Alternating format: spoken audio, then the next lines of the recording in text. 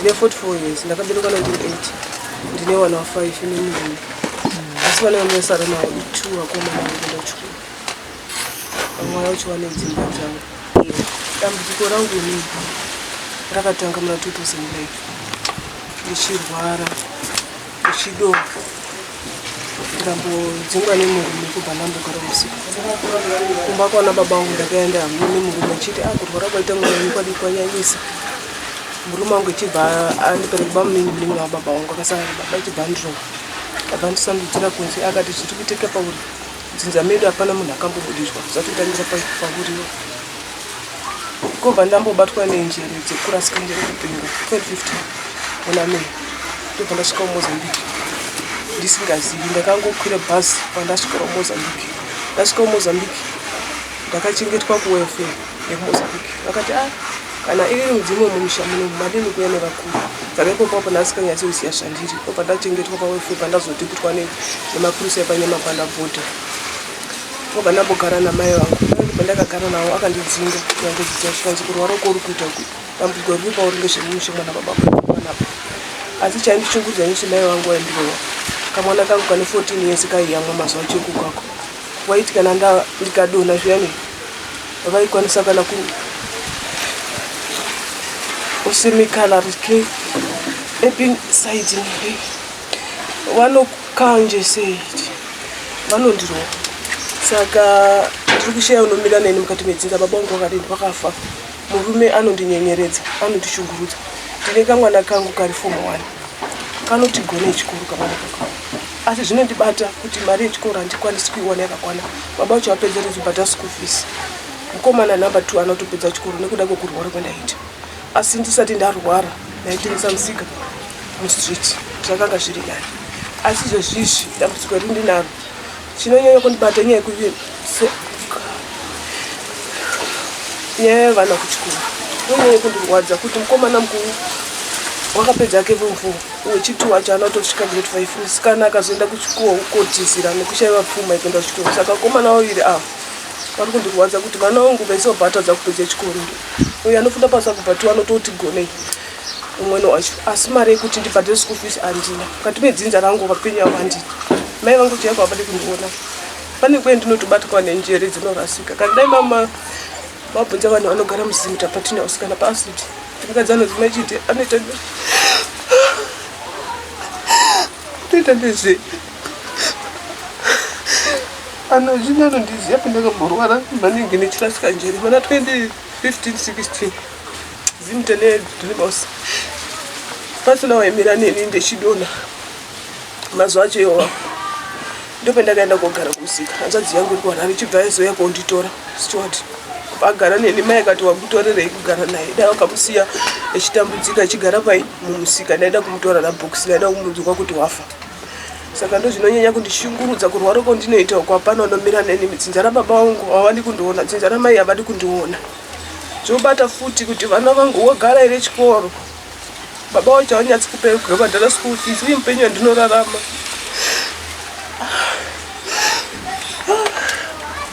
hakuna unomira neni. Hakuna. Kunyange hanzvadzi dzangu vana wababa vangu havanei neni. Ko baba vacho vanoshanda kupi baba vangu? Vanoita mapart time mutaunda haana permanent job. Asi muchiri mese? Tiri tese. Ko fees yemwana kana pangete vanhu vanenge vachikwanisa kuda kubatsirai inoita mari uye vanokwanisa kubatsirai panhamba dzipi?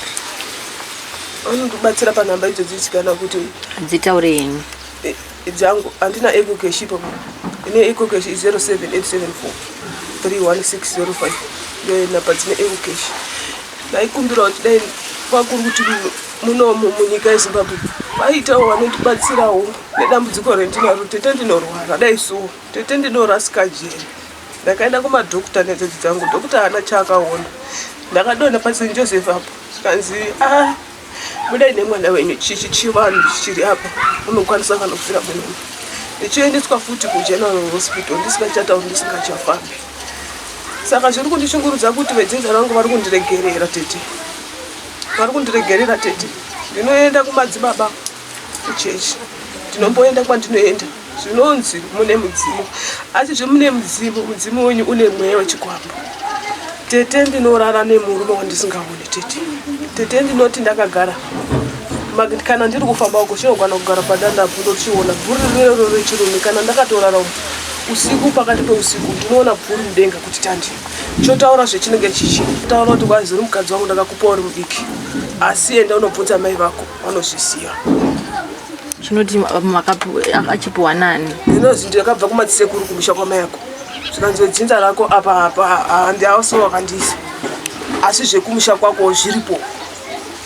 Dzimwe dzenguva kana magariro avakaita mukoma kana ndakandowara dai ndinoona nyoka asi kazhinji inenge rebrown ndinongoona nyoka ndinoona. Last week musi wa13 November ndabva ndachopinda mutoilet kwakuvhura patoilet yangu ngemaplastic kwakufukura kudai so kwakune mine kitsi yakatoona imomo kitsi yapenda kufukura ibhanitobukira ikandikwenga apa yakandikwenga apa ndopa yakandikwenga neapa neapa. Saka nyoka yamati munoona inoita sei? Inobva ita sei? Nyoka iyoyo ndobva ndasumuka inobva yatendera yobva yapinda muno. Dzimwe dzenguva ndokwanisa kuiona mubhomo yobva yati nyangara. Umwe musi ndiri patsime kwamurahwa ndakaiona futi asi yange yoda kundiruma. Yange yoda kundiruma pandakasikirima pandadona yobva yati nyangara. Ko munhu anoionawo here? Hapana anoiona. Nyangwe vana venyu? Haioni. Chinoitika pandiri manje pandinodona mai pane zvinobuda zvichitaura pane iwe ndikadona. Saka ndo zvaanozwa mwana wangu anobva atora sauti onditsukutira sauti kana kundimwaya mvura obva ndamuka. Asanzi zvinobuda zvichitaura kuti muchivanzwa vana vacho mazopepuka? Pane mwacho haazvizwi zvandinotaura chirudzi chinobuda haachizwi. Zvimwe zvacho vanobuda uchitaura kuti mai muri kutaura ndiani mbuya kutaura mai vangu nini. Chimwe chirudzi chobuda chichitaurwa havatauri havazvizwi. Anzi vanenge vachiti mbuya wacho? Anzi vanenge vachitaura kukura yakangwarisa kuda kuti tifumure. Alright. Ko panyaya yebvuri iri muchiriona rinenge rakaita sei? Munhu wemurume unotouya asi kazhinji kacho anenge asina hembe kumusoro unonga ine shoti asi face munoiona? Hope ndinoiona haasi musharuka maningi pakati nepakati. Hamuzivi munhu wacho? Handimuzivi. Dzimwe dzenguva ndinobatwa makadzi aya anorema sekuti ndakatakura simende kana masake esimende mairi gotsi rangu rinorema ndobva ndaita dima ndobatwa nedzungu ndobva ndadonha pasi. Kana kuti dzimwe dzenguva zvikauya nesimba mawasvikire maita dzimwe dzenguva munotifunga tiri anhu airi kana atatu ndokaruka ndaudini ndakutaura ndega. Saka izvi zvinotoitika makamuka here kana kuti makarara? Zvinoitika ndakamuka tete zvinoitika ndakarara handiri kunyepa ndakagara kudai so ndine mavhizheni endinoona ndine masauni maungira pane zvendinozwa. Mune muchinzwa kuti ndova ndichizwa kana kuti wakangwarisa iwo anoda kutifumura toda kukuuraya kuda kuzviita ane mutsinza. Pamwe pacho ndinokwanisa kana kuti magariro ndakaita ndoona kana vanhu vanenge vakaungana vakawanda pamwe wacho handivazivi. Kana ndikarara muhope kudai mai angu akandibereka chako ndinoona vanouya asi zvavanouya vanondirowa manje ndiri muhope ndito ndakatarara mai angu anouya asi mai vakafa vanoenda mai vechindirowa. Mai venyu ari kupi kwacho? Vapenyu vanogara musakubva vanouya namai vavo asi mai vavo vakafa vanovechindirowa nevaningina vavo. Zuva racho handimuki ende handisada buki. Munorwara? Ndinotorwara Saka makambovabvunza here nezvezvinhu izvi? Vanotanga kuchema. Havapinduri, vanongochema? Ndakavabvunza kuti mama mimi nditaurirei kuti kuramba ndichirwara kudai matambudziko angu hamumiri neni sei inini parusha rwangu ndisina kuyamwa. Ndiri mucheche inini zvonzi handina kuyamwa. Mai baba vangu vakanditaurira kana tete madzimai inini ani hamuna kuyamwa guvhu rangu harina kudonha. Saka inini kufamba kwandinoitawo ndinongonzi imi mai yenyu asakadura zvaakakuitai muri rushawo munoramba muchirwara. Ndazwa muchiti hanzi guvhu renyu harina kudonha saka rakazoitwa sei? Handichazivi kuti hanzi pane mushonga wakazoiswa here kumusha kwana baba vangu paradonha. Makura sei? Ndiri rushawo mazuva pandakabarwa ipopo ndakazozwa inini nana tete nanamai baba vangu ndikabuda kwendinobuda kufamba ndinonzi mai wenyu ngataure zvakakuitai muri rushawo kuti murarama. Saka makazotosvika pakutoyaruka musina kumboyamwa mukaka wavo? Ndinongonzi pese pendinopinda pese zvinonzi mai venyu ngavadure zvavakakuitai dambudziko renyu kuti muite zvirinane ngavataure. Ndikavabvunza mai vangu vanotanga uchena. Kana ndikada kutaura nezvenyaya dzangu vanotaura hanzvadzi dzangu kuti musiye ana unopinga. Asi hanzva dzenyu dzinotoziva ndo zvamuri kusangana nazvo? Dzinza rese baba wana bamunini watete dzinza namai vese vanozviziva. Kana kupinda muzimta patinos kana kupinda kubvunza kutoda kuona kubvunza vanhu patinos kana kuti ana mai Rutendo kana mwana wemuzimta wani vanoziva nhoroondo yangu. Kana mudreamhouse vanoziva nhoroondo yangu. Kana mabhotslam kana musakubva area yacho egara mai vanoziva history yangu. Ko baba wenyu vari ku? Baba wakafa muna 2005. Asi muri dzekwa baba dzinoti nenyaya iyi? Havana basa nazvo. Bamunini yangu pendakamboenda kubasa kwavo ipapo ndairwara njere dzichirasika. Pendakasvika kubasa kwavo kuHarare kuZinga City of Mutare. Havana zvavakataura vakangotarisa bai zvikanzi mandiperekedza ana kumba kwaLuisi. Havabatikani hasi kubatikana nekurwara kwandikuita. Ende havana nazvo.